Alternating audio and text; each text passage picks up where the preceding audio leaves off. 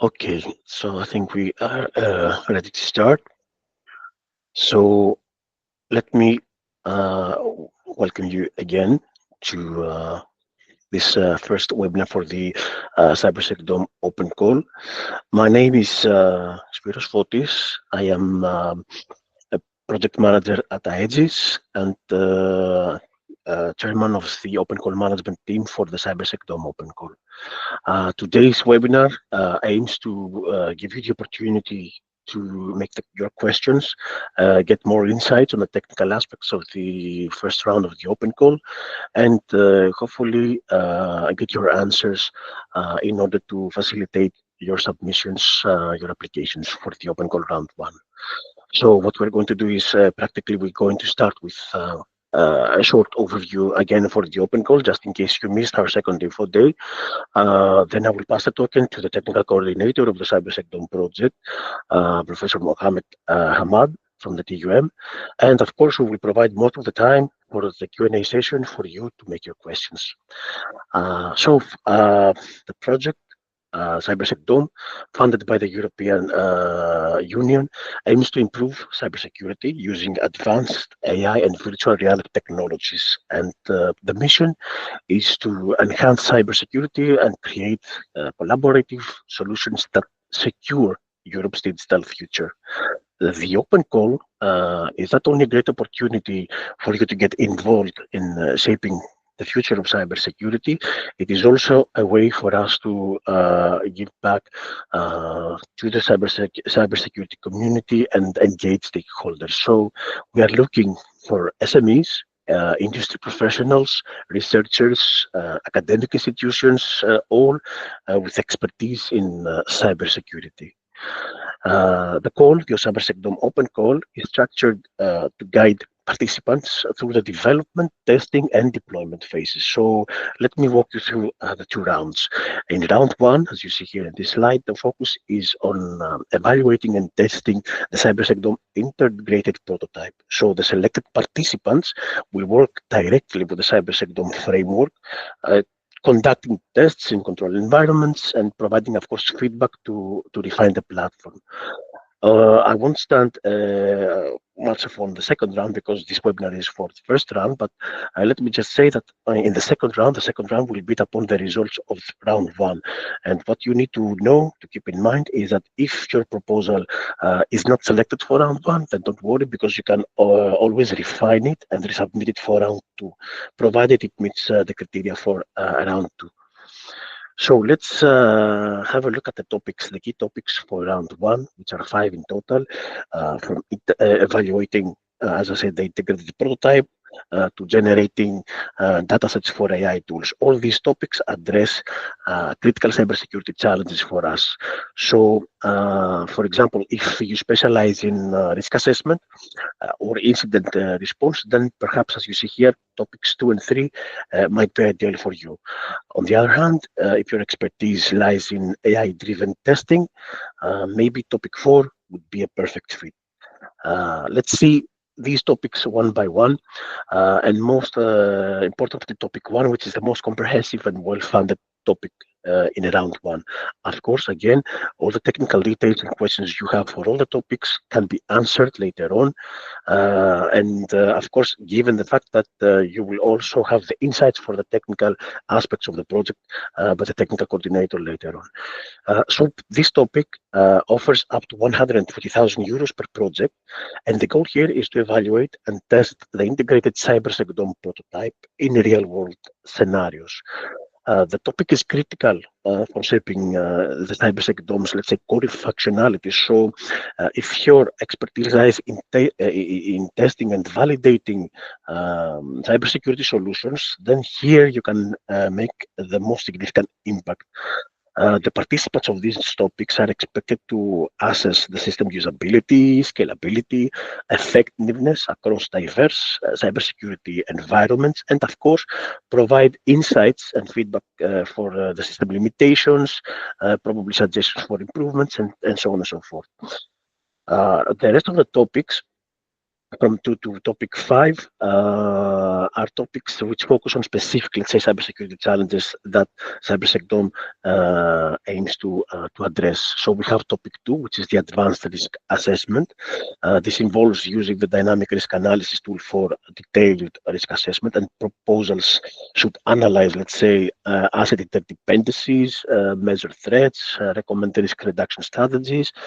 Topic 3, which is titled Comprehensive Incident Investigation and Response, and participants here will address an end-to-end incident investigation, integrating functionalities such as log capture and adaptive response mechanisms to enhance cybersecurity. Topic 4, the AI-driven automated penetration testing, and topic 5, the generation of security-related datasets. As you see here, each topic has a different, let's say, maximum limit for funding, which varies from 35,000 to 10,000 euros per project.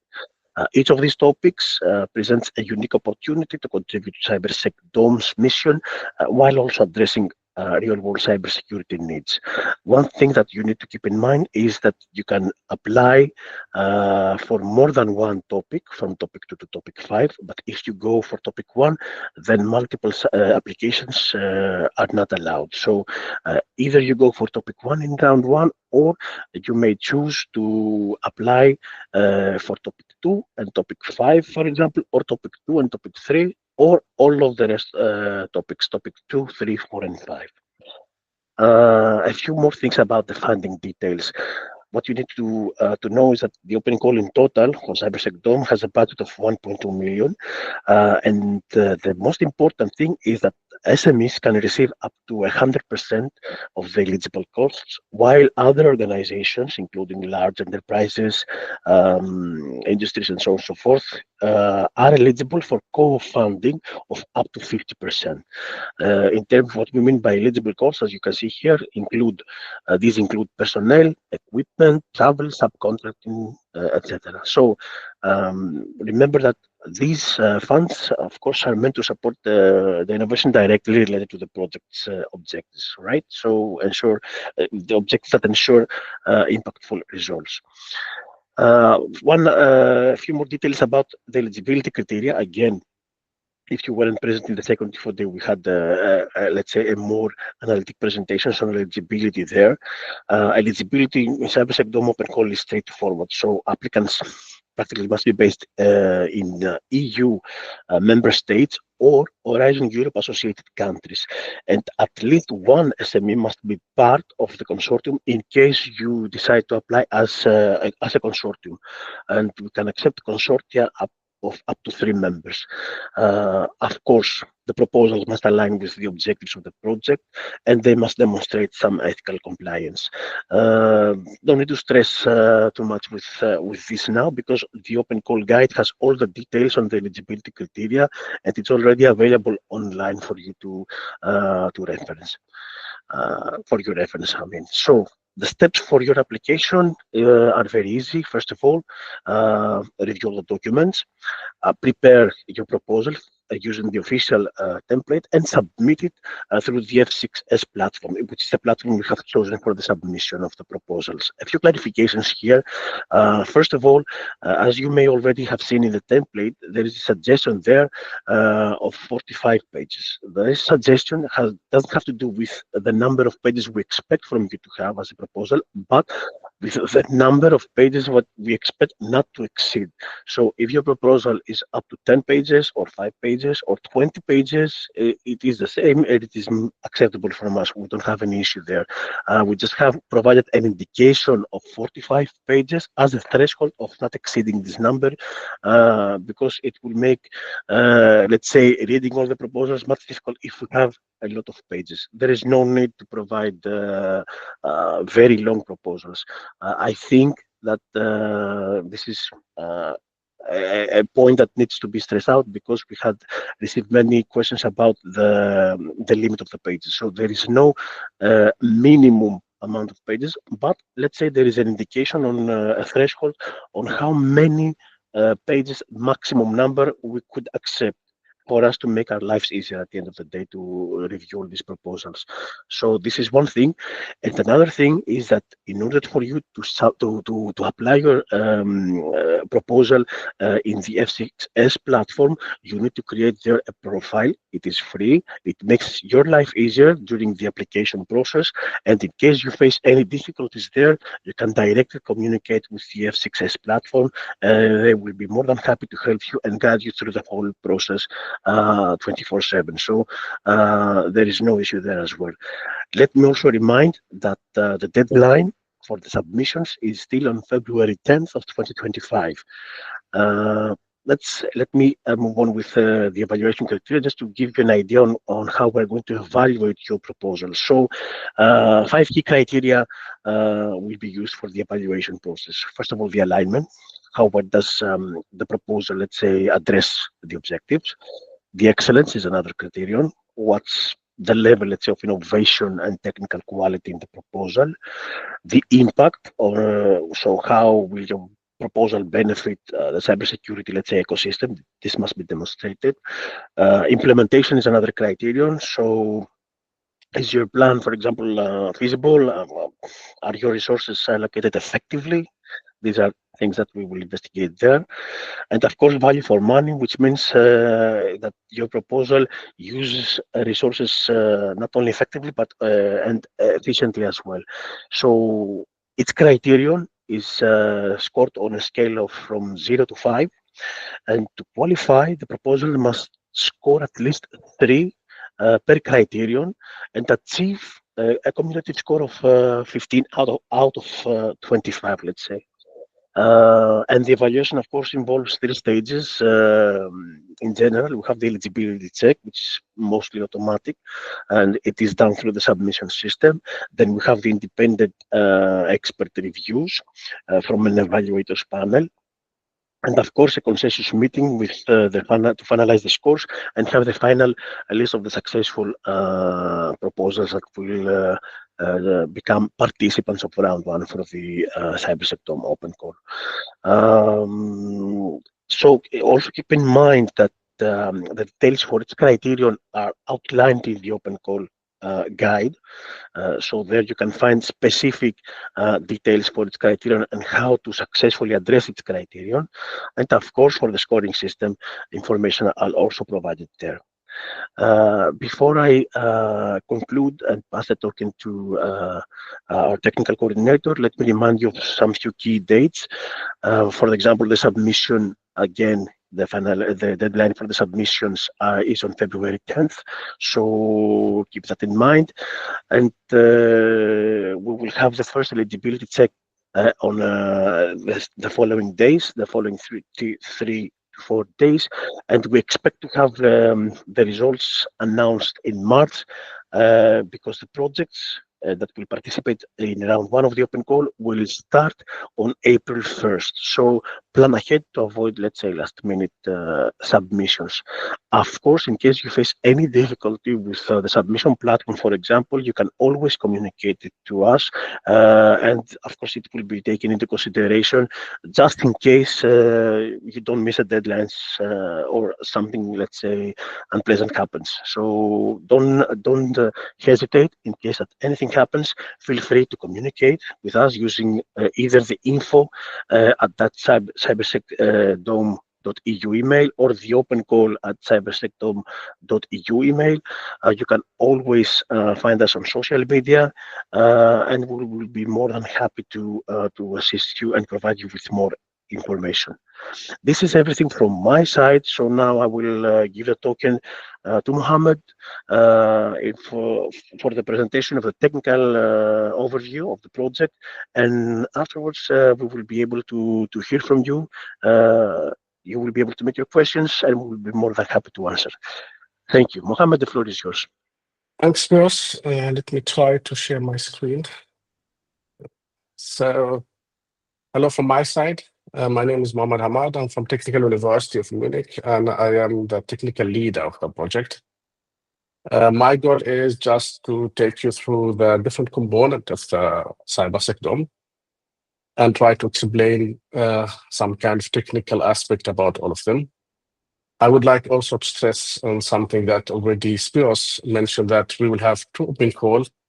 The first open call, which will be kind of, let's say, we look at component and project, but the second one will be looking at the whole CyberSecDome.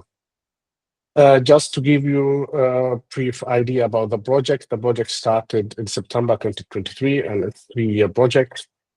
The consortium include many partners from industrial partner. Machuli is the coordinator of the project. We have Airbus, and we have OT and Athena. From university, we have also multiple universities, and many SMEs, and many associations. We will give you also a brief idea about the objective, the technical objective of the project. The main goal of CyberSecDome is to provide or increase the resilience of digital infrastructure.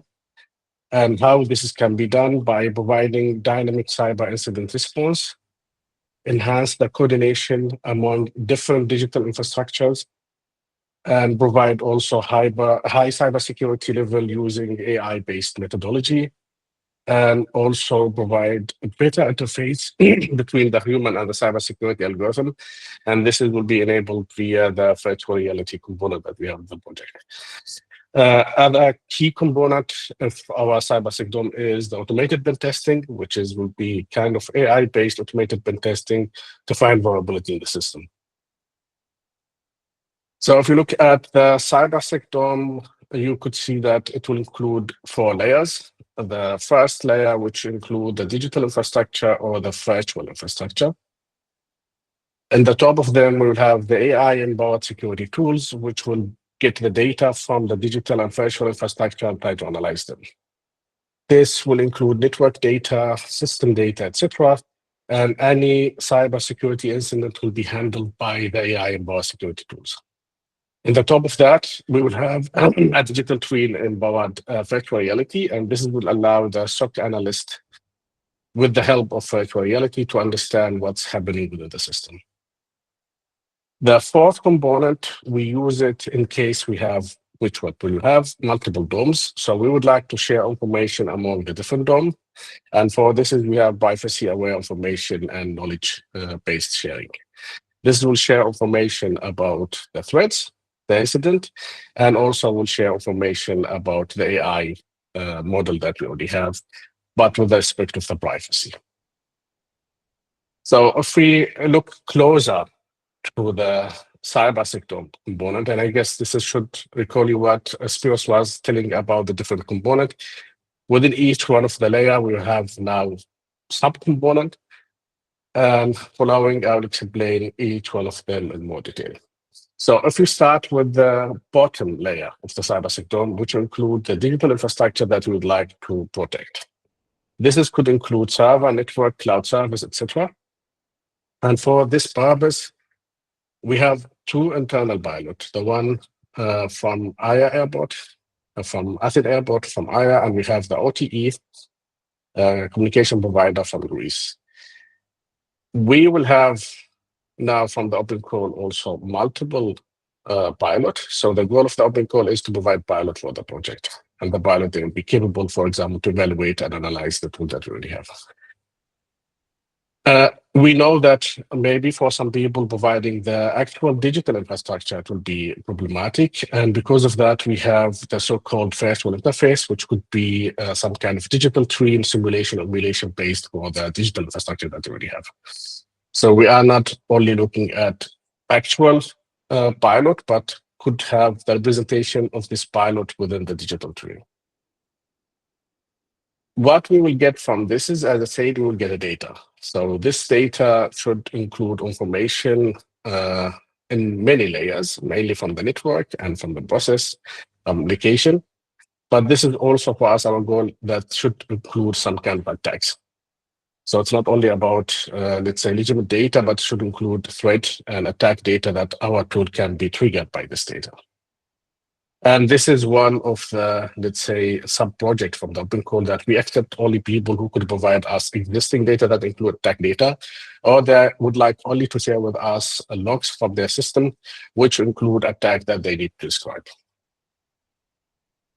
So within this data, we move to the first component within the AI-empowered security tool, which is called the intrusion detection and prediction system. And this is, as the name will include two subcomponents. The first one, which is intrusion detection. This will analyze the network communication or network data and provide rule-based intrusion detection system. This is already will be implemented in hardware component, but what you will need, you just need to provide the data for this component. The other subcomponent which include intrusion detection. Will be machine learning based intrusion prediction. So to look also at the data, try to find if there is something could lead to predict the next attack in the network. All this information will be shared mainly with the next component, which is called incident investigator. And this incident investigator by itself will share it with a thread sharing. So if you look at the incident investigation, this will be also include multiple subcomponents, but the main component will be also AI-based. And the goal for it is just assess the different alerts that we receive from the intrusion detection and prediction, and try to build a semantic meaning or for these attacks.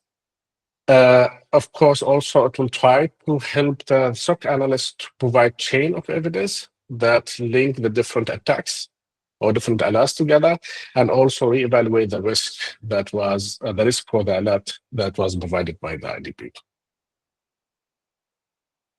The next component it will be the dynamic risk analysis, and its task will be just to quantify the risk related to the ongoing attacks. And this is also will have some kind of AI capability. What we need from this is, for example, you need to provide the list of all assets that you already have in your infrastructure. And this tool will go through them and check if there's already risk. And also during the runtime, the risk value could be changed also based on the AI output that we're going to get. As I mentioned, a key component also from CyberSecDome is the automated pen testing, and this will be AI/ML enabled, and will automatically provide some kind of attacks or pen testing. And whatever it will found, it will report it now to the risk analysis, where the risk analysis could include, for example, this new risk, or could help to reevaluate existing risk that now targeted by the attacker. The last component within the AI-empowered security tool called the DARE, which is Dynamic and Adaptive Intrusion Response System. And the goal of this component is based on the alert, based on the risk that we are receiving, it will choose some kind of action or so-called playbook. And of course, selecting the playbook will depend on, as I said, multiple information, which mainly will come from the incident investigation. It will, as I said, suggest some playbooks. These playbooks will be now shared with the incident investigation or the SOC. And the SOC, they need to, let's say, select this playbook and try to implement it in the digital infrastructure. Of course, will be based on reinforcement learning, which means that the more that the system will be in use, the more that the performance of this tool will be getting better and better. So in the top of this we will have also another key component from our project, which is the virtual reality interface. And this virtual reality interface will allow the SOC analyst to wear, for example, the glasses. And within these glasses, they will give them some kind of better situational awareness about what's happening. So the SOC will be capable to look at the output of all this tool that I already have, and also try to understand what was happening. This is also to provide a good way to have a collaborative incident handling among different SOC users, because they will see the same, for example, view, and they can discuss and communicate. Other critical thing that, since there's a lot of AI here, and we try also to use the virtual reality as a tool to provide some kind of explainability about the AI. So we'll have a functionality about explainable AI with most of the AI component. And all this information also will be shared to the virtual reality, and the virtual reality will be capable to understand why this AI was selecting certain action based on the outcome of the explainability. The last component said will allow us to share now the information among the different DOMs, and will have two main components. The first one, which is a threat information sharing, and will just share the information about what kind of attack that I'm receiving. Of course, will ensure that there's no privacy-related information will be shared, and this is mainly will be via taxi and list. The other critical things for us also, so if I have different DOMs and I would like to train now the model of the different AI, so instead of sharing the actual data, we would like to use federated and swarm learning. So in this case, we will just share the parameter from the AI model from one DOM to the other one, so without the need to share the actual information that was used to train the model. So that's all for the, let's say, the technical aspect of the project. I will be super happy also to answer all the technical related question to the project and the open call. Thank you. Spiros, it's back to you now. Thank you, Mohammed, for this presentation. So now the floor is to every one of you who wants to make questions. So please feel free, raise your hand and make your questions in case you want to know more details about how, for example, you plan to execute, let's say, one of the topics, or if you want to know more details, feel free to ask. Now's the time because we have received a few emails. Yes, Claire, the floor is yours, please. Hi, so thank you very much for this explanation. I have two questions. The first one is quite simple. I have submitted one proposal on the platform and trying to submit another one, but it does not seem to be possible. So it does not allow you to submit a second application, you mean? As far as I can see, you can only submit one application, and that's it. Have you contacted with the F6S platform for this? No, I was hoping that maybe you would have a solution. No worries, we will communicate with them directly. Probably it's something that has to do with a technical matter that we will take care of it. In case, though, that the submission of applications is, let's say, linked to your profile in the F6S platform, and another profile needs to be made, perhaps another person from your organization can make the submission to another topic. In any case, please send me an email directly. In case you don't have my email, I will post it on the chat.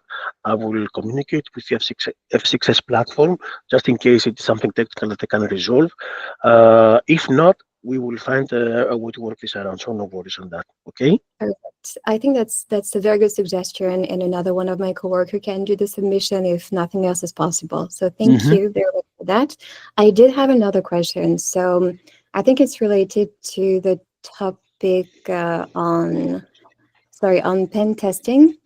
So I sent an email about that, and you were very kind to answer that. And the topic was, can we integrate onto our solution rather than testing the pen testing tools on your own infrastructure?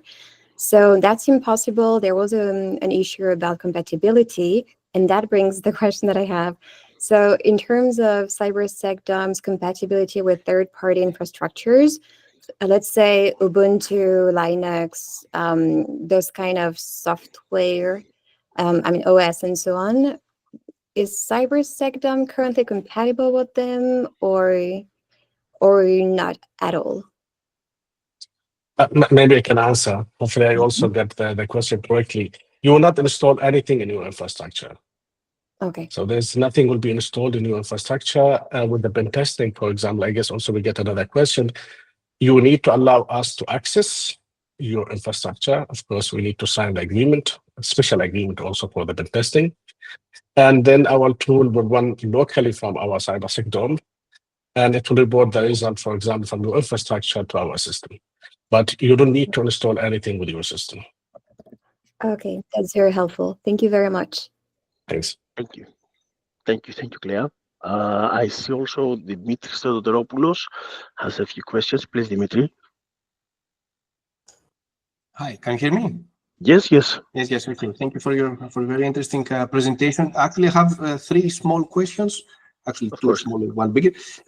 First of all, I'm not sure if you mentioned what is the expected duration of the project.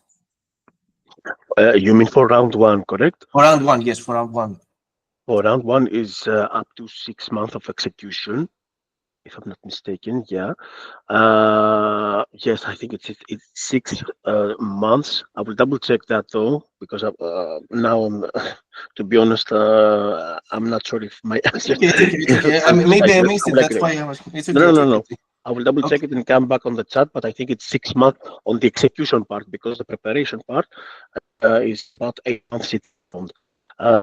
This is my answer for the first part of your question. What is the other question you have?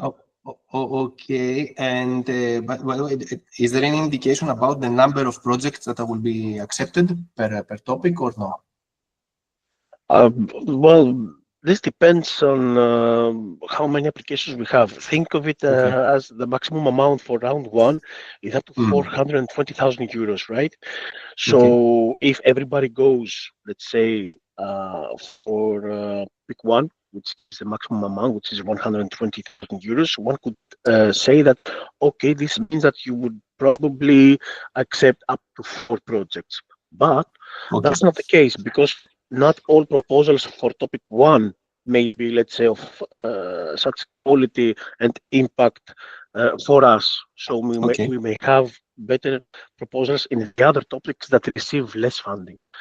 So the number here is subjective to what the outcome from the evaluation process will be, probably. Okay, yeah, it makes sense. So it makes sense. Okay, okay, thank you. And the last question that I have, it's actually just to understand a little bit about how we can contribute, especially for topic one. For example, I saw that as Mohammed presented in his presentations, there are different components, like the one that is about security, AI-assisted security. So the topic is about validating, evaluating the prototype. Does it make sense with respect to the proposal to evaluate and maybe suggest software or hardware improvements of a particular module? Yeah, maybe I can answer. This is the goal for the topic one, which is you evaluate most of the tool. Okay, so you need to provide a use case or pilot with attack scenarios that will generate, for example, attack data, and then you need to look at the multiple, let's say, component that you already have, which means that you need to evaluate the IDPS, you need to evaluate the incident investigation, you need to evaluate there, at the same time also evaluate the, let's say, the virtual reality things.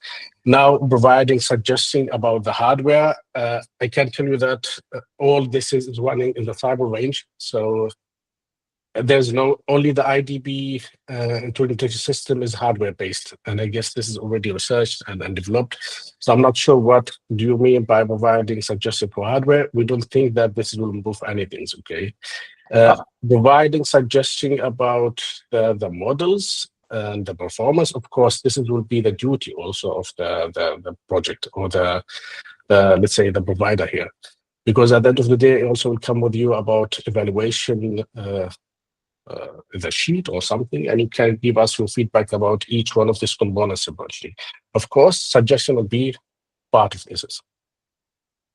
Sorry, I missed the last part, Mohammed. The So I suggestion mean, will be? suggestion will be yes, of course, because if there's anything that we can improve, we will receive the suggestion, yes.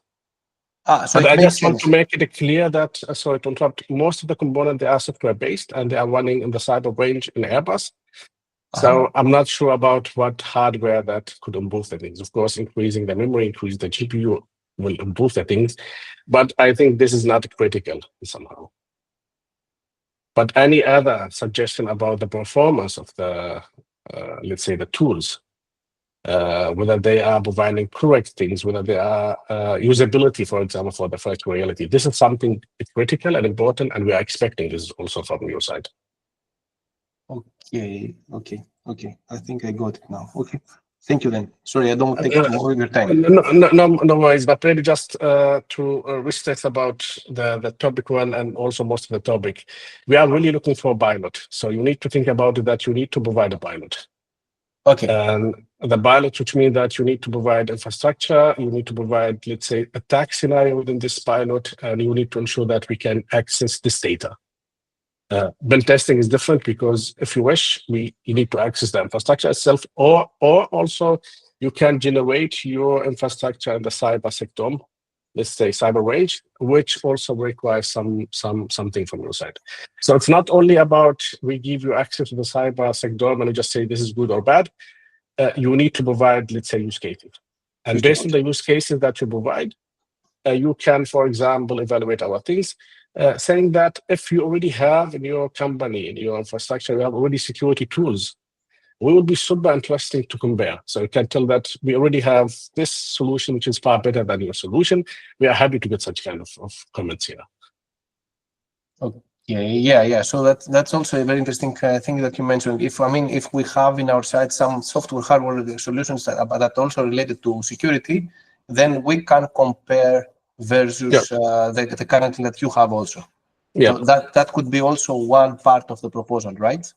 Yeah, this is kind of the KPI that we already have, for example, because we said we already need to evaluate against the KPI. I'm not sure whether the KPI will be public and somehow this is something that we can discuss. But the evaluation sheet that we'll provide, it's actually driven by the KPI that we already have. So you can see it in this way. Okay, I think now it's more clear. Okay, thank you very much. I don't want to take more of your time. Sorry for that. Thank you, Dimitri. Thank you both. Thank you, Dimitri. No worry about the time. We do have plenty of time. And to answer again your question about the duration, my memory is good. It's 6 months per project, the duration, for round one. Okay, thank you. So I double checked. Yeah. Thank you, Dimitri. So let's continue with Ole. If I'm not pronouncing the name wrongly, you're muted. Oh, yes, correct. Yes. Yes, I have a couple of questions that all go in the same direction, sort of. To what extent is the validation, or does the validation include training of end users on your tools? And would that be part of topic one or of another topic? You mean training the model, right? I'm referring to training the people that will use the tools. For example, you mentioned the SOC analyst that will use the VR interfaces to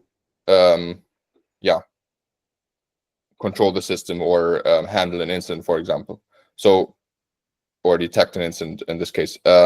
Is that part of the project to train personnel?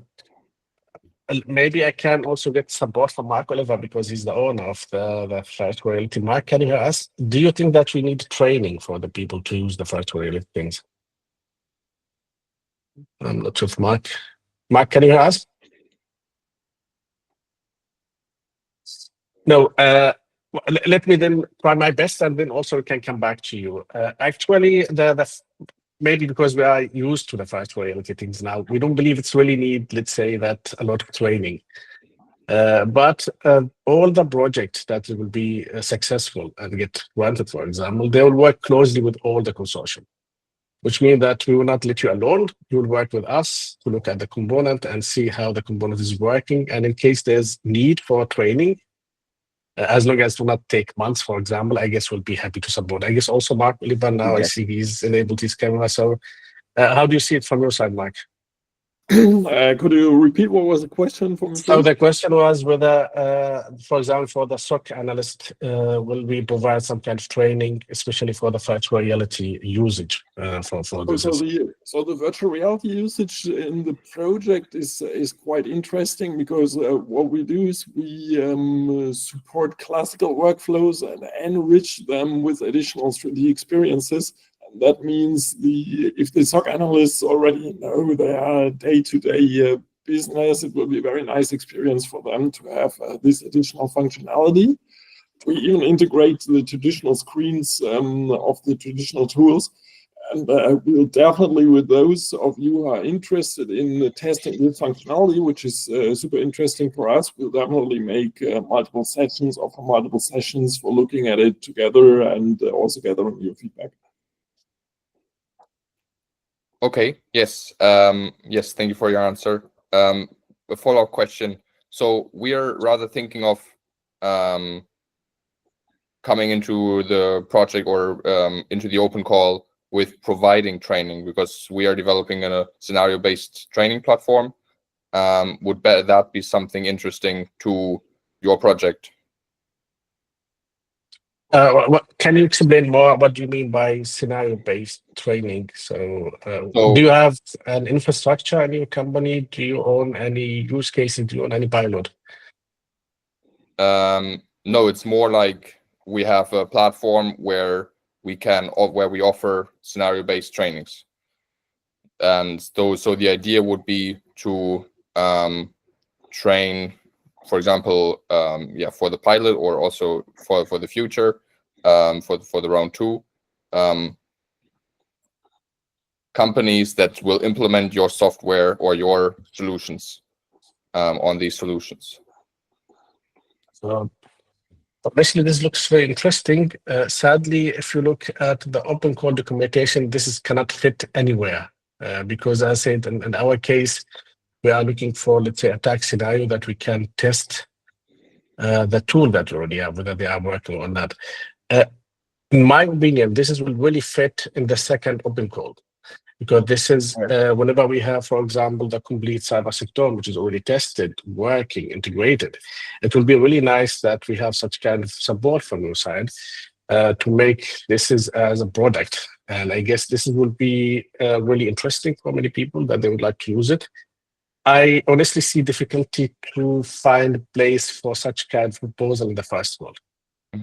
But I don't want to take a decision. You'll still be capable to submit. I guess there's no restriction that you submit, I guess, the first and the second. But for sure, we'll take this in consideration, maybe for the second open call, to consider such kind of, let's say, use case or scenario. Okay, yes. Thank you.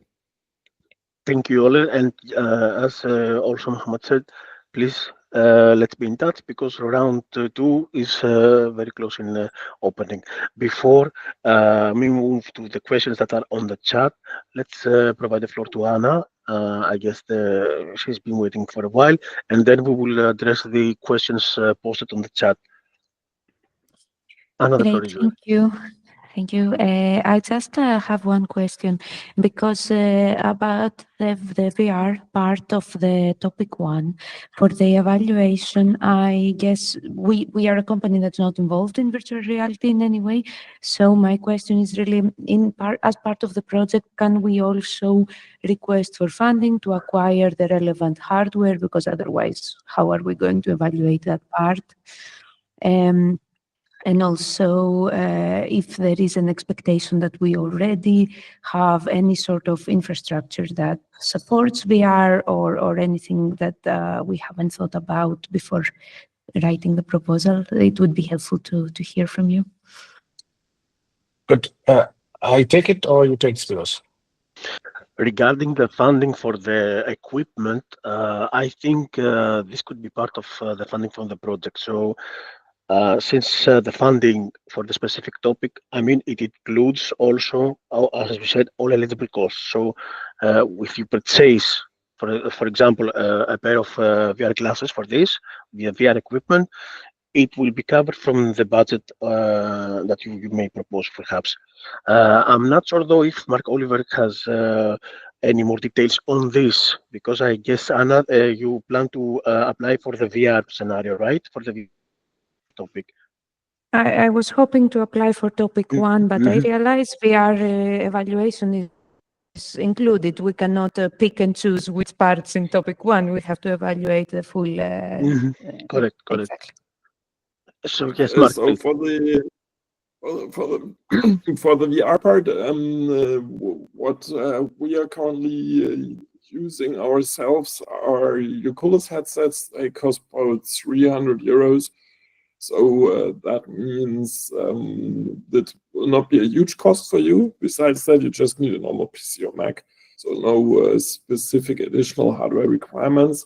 And that means you can price it in. You can look it up, how much would be the local price for such a headset for you. And then it can be done like that. Excellent. I might come back to you about the brand and naming so we can put it in the cost because I didn't catch it. Sorry, I'm not familiar with all the. We'll put it to the chat. So Fantastic. yeah, who's also present. If you could put it to the chat, that would be great. Thank you so much. And then it's excellent that you don't need a special laptop or setup or extra hardware. Yeah, Macs are in good supply. Thank you. Easier because the idea is really to have something that is retrofittable also into existing SOCs and systems, and a clean slate towards VR we did not find realistic in the project, and so therefore we have such low requirements there. Yeah, fantastic. That's very helpful. Thank you. I think for everything else, it's clear. And just one last question from me. I noticed you have mentioned some more classical scenarios for attacks, and my question is really: are you considering at all IoT setups? You might be familiar with botnet attacks, such scenarios. So would that be that interesting to you, to your project? Maybe I can answer this is yes, whatever digital infrastructure and put quotation, this will be what we are looking for. So IoT will be part of this and whatever attack that you already also have is interesting. The critical thing, I will stress this many times, okay, that we actually, of course, care about what is the use case, what is the infrastructure, because you need to provide all this information. What we need always to ensure that the time that you are connected with CyberSecDome, you are capable to provide the data which include attack data. So if you're already capable within your infrastructure that to, let's say, implement certain attacks, this will be super interesting, and this is what we are looking for. Something I guess also, we can share it. We are looking for multiple, let's say, digital infrastructure things. So we already have an airbot. Honestly, we are not interested in any other airbot anymore. So we are looking at, for example, other domain. This will be interesting. So healthcare, smart homes, IoT, all this is something that does not cover from our internal pilot. And having such kind of, let's say, infrastructure, this will be maybe as a bonus whenever we are reaching the evaluation, because this is something that we would like also to test our system against. So what you propose make a lot of sense, and this is also something that we are looking for it. Fantastic. Thank you very much. That's all the questions I had. Thank you, Thank Anna. you, Anna. Thank you. So before we move with Javier, let's check a bit the questions we have on the chat, starting with the easy ones that I can answer as well. The first one is from David and has to do, the question is, if a UK SME can apply now, a UK SME and a Luxembourg University can apply as a consortium? The answer is, unfortunately, organizations from UK and Switzerland cannot be funded, let's say, from the open call. And the reason for that is very simple, is because when CyberSecDome as a project was funded under the Horizon Europe program, at that time, those countries were excluded from this program. You can apply, but you cannot be funded. So there will not be any funding for the SME, for the UK SME in this case. And for the university, there will only be up to 50%. So I don't know, David, if it makes much sense for you, but unfortunately, this is the case. It is a very strict directive we had from the project officer, so there is nothing we can do to work this around, unfortunately. Now, the next question, when we can have the recorded video? Yes, of course, the video from today's webinar will be uploaded on the YouTube channel of CyberSecDome, and you will be able to revisit it as much as you want. Of course, you will be notified if you have already registered for the newsletter. You will be notified when the video is uploaded, and you can always reach us to the on social media channels for your questions as well. Technical questions now. Two come from yes. Is it the about cyber range, right? Or not? The first technical question from Nikos Okay. Niskopoulos.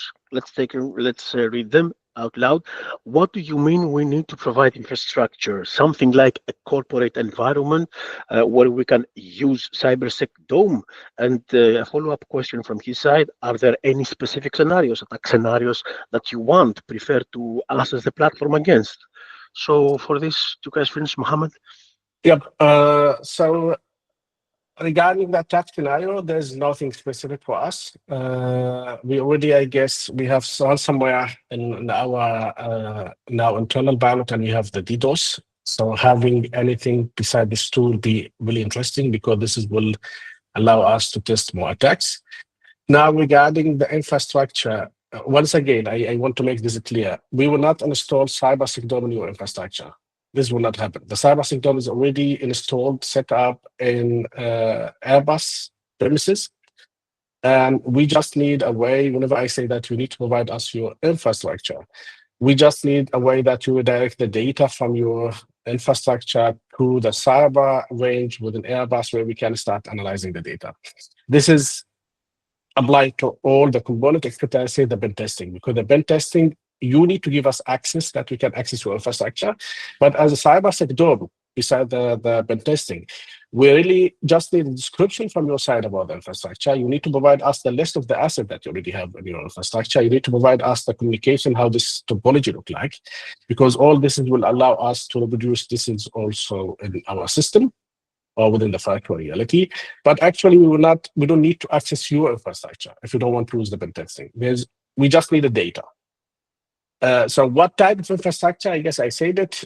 Anything you can think about it as digital infrastructure. This will be possible. So hopefully, Nikos, this makes it clear. Let's continue with Vangelis Malama's question that has to do with Cyber Range platform. A proposal that includes a Cyber Range platform infrastructure to test specific attack scenarios is something of interest from your side. Yes, this is very interesting, because this is exactly what I was referring to, the digital infrastructure. So you just even make our life easier, because you will create your digital real infrastructure in the digital form of the cyber range. As I said, for the fourth or sixth time, we just need the communication between your cyber range now, that you redirect the data to our cyber range where the CyberSecDome is located. And I guess will be via, I guess we need to provide VPN for you that we can provide the data, and we take it from there.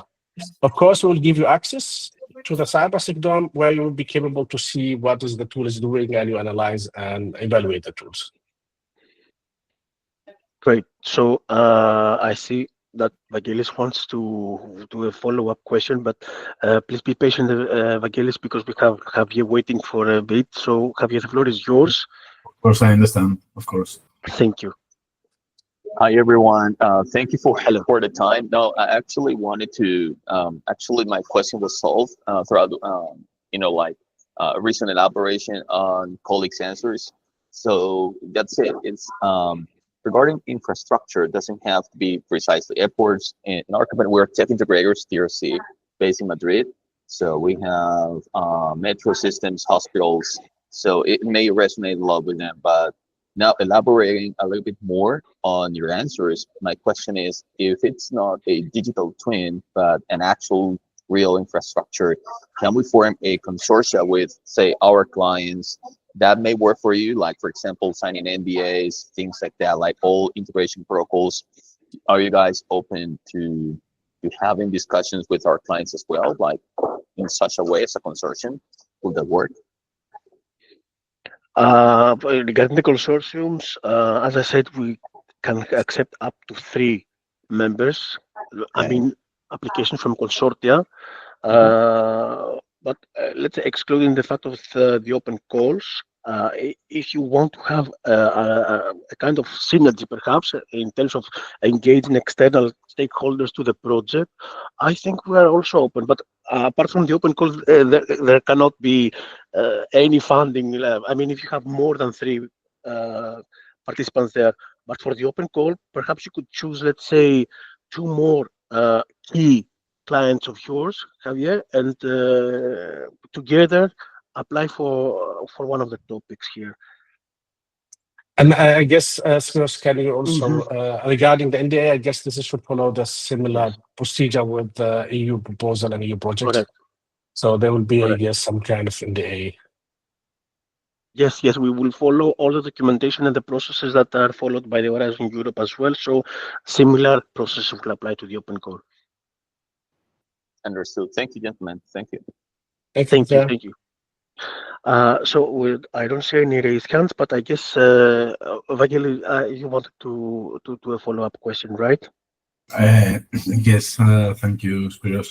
I wanted to clarify. I asked a question about the cyber range and the attack test scenario. So, if we describe something that has to do, because you said earlier about healthcare and smart homes is something of interest. So, if we describe some scenarios and provide the digital twin infrastructure for healthcare and smart homes, this is something that it's aligned with the with a specific topic, if I understood correctly, Mohammed. Yep.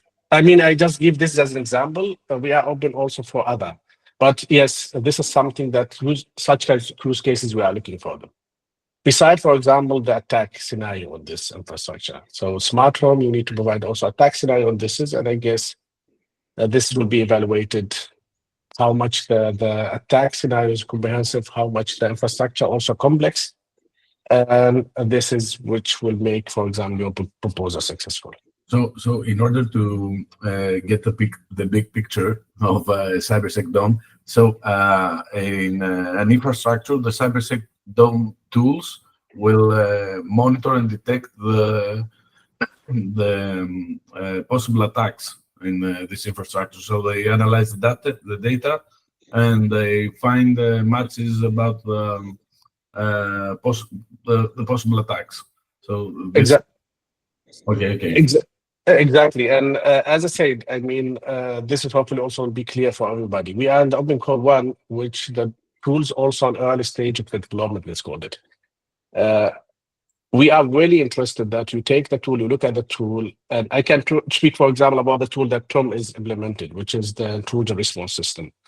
So our tool, well, as long as you interact with this, as long as we get use cases, for example, as much we get attacks scenario, it will start providing, for example, good answers. So maybe in the start to just tell you shut down the system, and this could look like, let's say, stupid decision.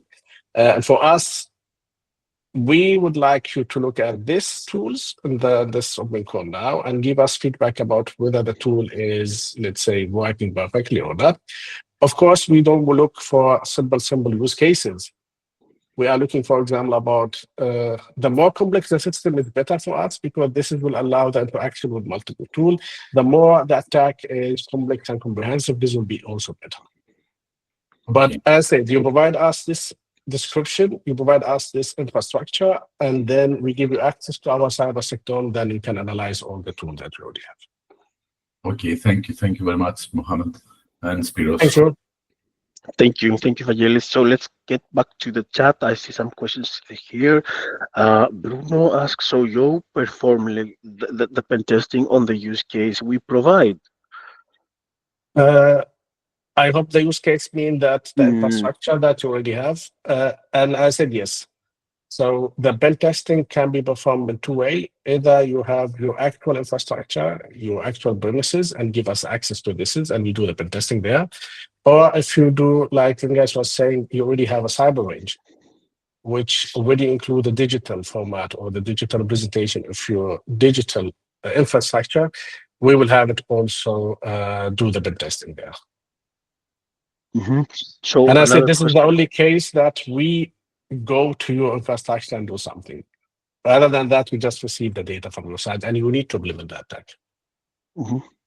I think it's clear now to Bruno. Paul also has a question. So where do we find more technical details about, first, the available components from the pilots, such as the data, and secondly, the components, modules, and tools from CyberSecDome. So this is a good question.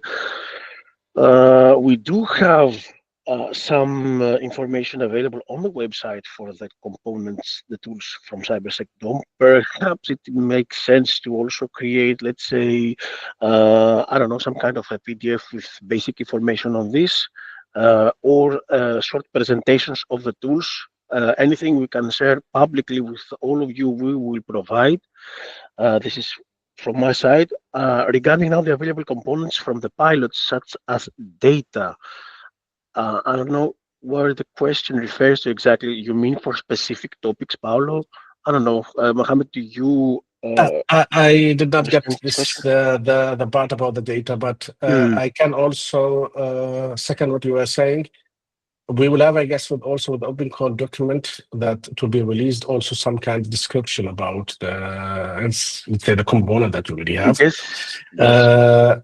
I think if it's possible, we will be also happy to provide more detail about this is in the shape as Pius was saying, either a presentation or some kind of PDF, which include initial description about all the component.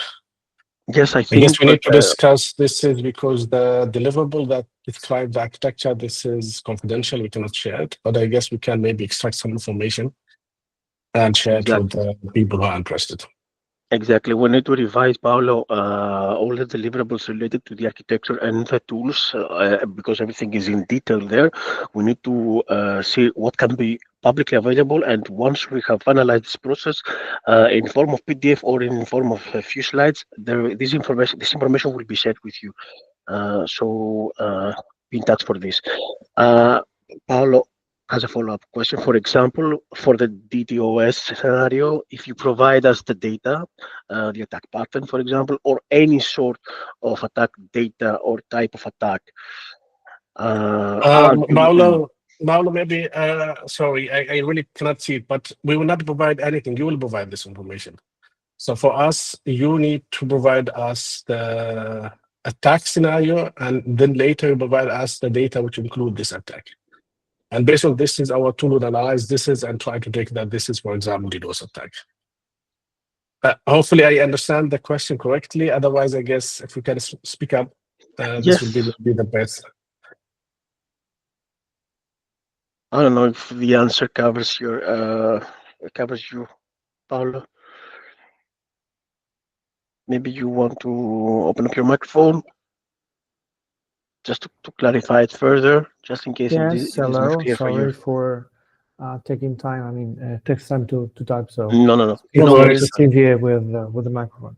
So the question is, for example, for topic one, you ask us. I mean, you expect that we compare your tool. I mean, we help you to give you some asset in testing and evaluating the tools that you are using.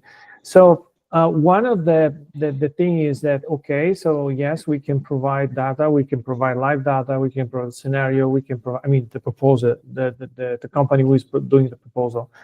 But the thing is, how, I mean, who is expecting to do this comparison? I mean, if we are doing the comparison, we have to have some sort of data to compare what we give you, or if you are doing the comparison, we provide only the data, you are expected to do the comparison, because otherwise we don't have, if we don't have that access to the data, we cannot use your tools on top of your data. So that was my question. How do we practically do the process of comparing things if we do not have access to the data side of your what you already have right now? Otherwise, we cannot replicate the KPIs on our side. It's very clear. Thank you for this. I guess I refer to the company tools with Dimitri, if I remember correctly. I said this could be interesting. Our goal is you provide the attack, you provide the scenario, and then you look at our tool and see whether our tool already capable, for example, to take this certain attack or not. Now, of course, you need to provide evaluation for this. You could say that including detection system wasn't capable to detect this. Check, it was bad. The response wasn't as we like. This kind of evaluation. Now, other thing extra, this would be, let's say, nice if you could say that I already also have some tool, and I would like now to compare your tool against my tool with my data. We cannot share from our side that the data from OTE. We cannot share the data from the airport because this is private data, and we will not also share your data with other person or other consortium. So you have your own data, you have your own tool, you compare against our tool if you wish. If you don't want to bring your tool to the game, for example, you just use the data to evaluate, let's say, our solution. Is it clear? Not so much clear, but I think it's a fault on my side. I have probably to read more of the deliverables and understand what you are doing and how we have to proceed. Thank you. You can also write a mail. I try also to maybe use better English whenever I write my answer, okay, to ensure that you get my point. Okay, so I have another question, which is related more on the VR application in terms of the digital world, in the sense that usually VR is good for simulating something that is real, like a room or some physical aspect of something that is replicated into a VR environment. I wanted to know what is right now the use that you are having in the VR tools that you have available on your side for the digital world, in the sense that, for example, what are the capabilities of your VR tools for digital data or for digital environments that are not digital twins of something physical, but just to give you an example, but it's not limited to this specific use case.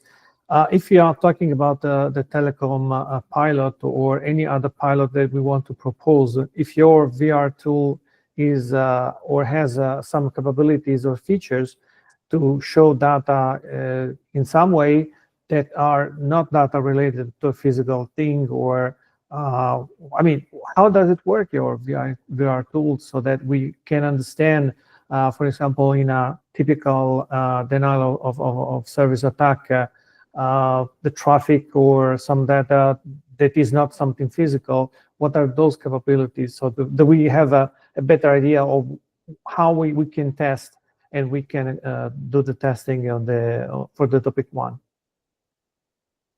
Okay, but Mark, do you want to take it?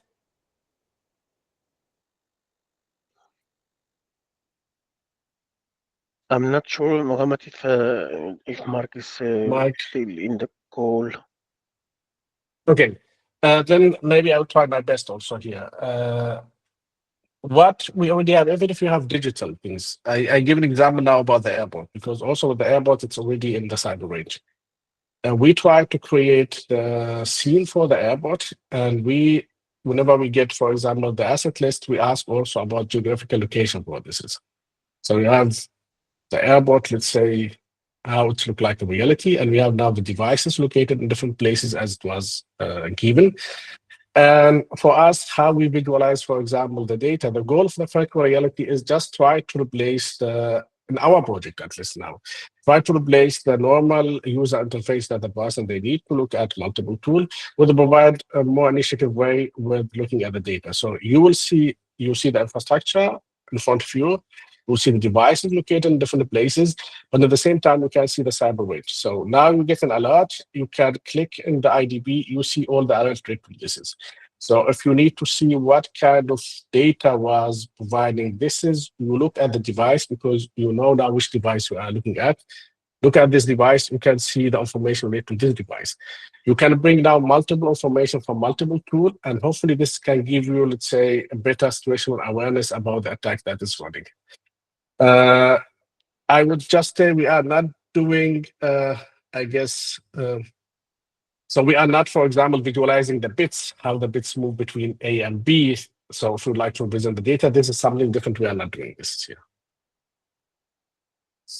But also could be interesting Fabian already have really nice demo about what we already provide for the internal pilot. We can look at this and see whether this is also in our interest and possible that we can also share this is in our YouTube channel.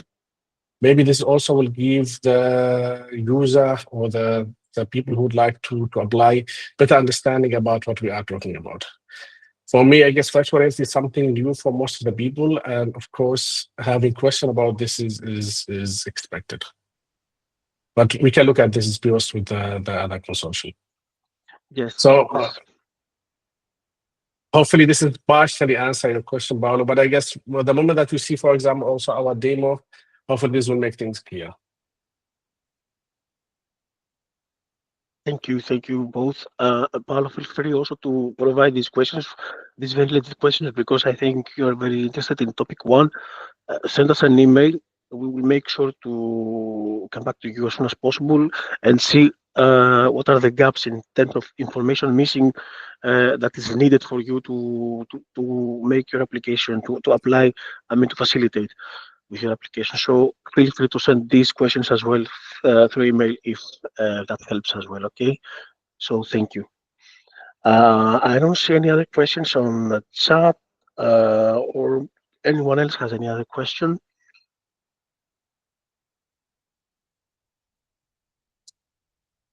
I don't see any hands raised.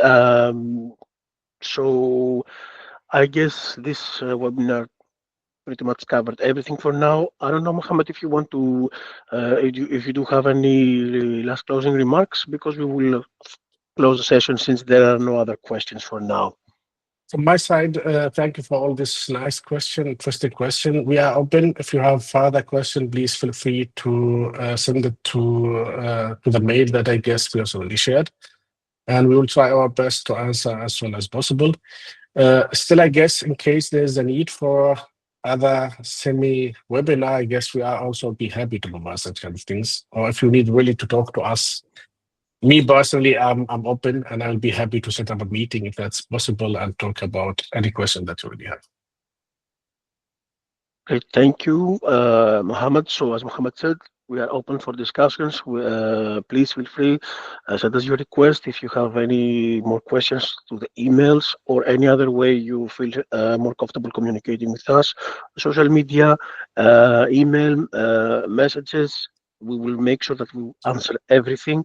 Of course, if you want to have bilateral calls for more detailed explanations, feel free to request one. We will try to fit somehow to find a time slot for you. And I guess we're going to have another webinar before the submission, the submission deadline. In case you have any more questions, we will communicate the date again to you, so you will be able to either prepare your questions up front so we can answer them directly. But of course, I think we need to have another one session as well. So thank you all for joining today. Please feel free to send us your question if you weren't able to ask today through the email or any other way, as I said. And we expect your applications. So thank you all again. Have a nice afternoon, and we will be in touch, everyone. Thank you for your. Thank you very much.